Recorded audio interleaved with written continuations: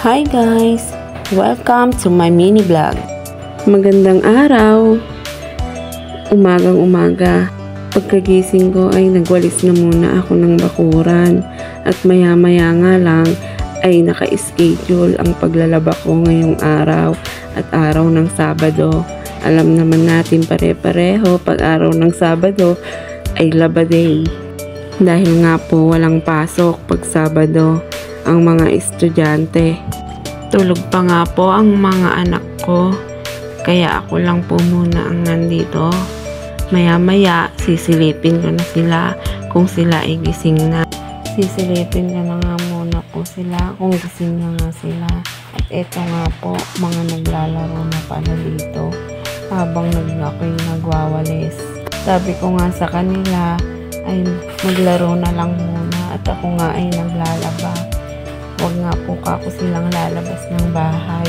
At sa panahon nga po ngayon ay may nababalita nga po na may nangungaro daw ng bata. Kaya sabi ko, dyan na nga lang po silang maglaro sa kwarto nang safe sila.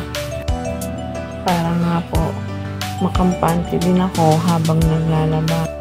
Dyan nga po ay umalis na ako para maglaba. Sabi ko nga po, huwag silang aalis dyan.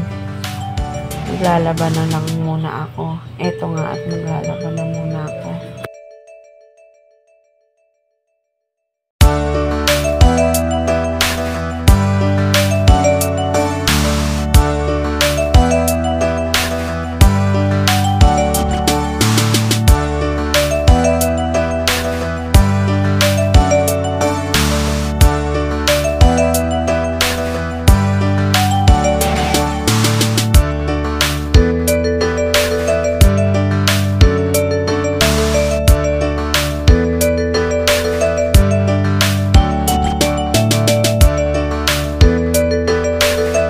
Dito nga po ay sinilip ko ulit sila at sila nga daw pinagugutom, kaya naman pinagluto ko muna sila ng pansit canton upang makakain sila. Para nga habang naglalaba ako ay kumakain na lang muna sila.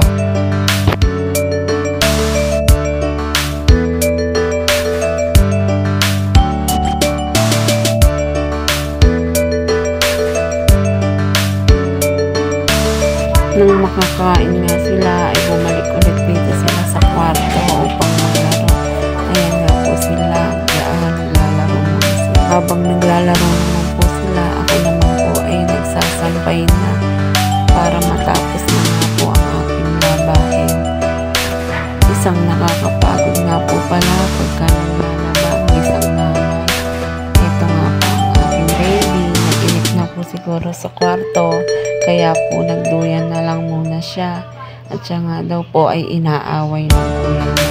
Kaya sabi ko, diyan na lang muna siya sa duyan. Magmuni-muni.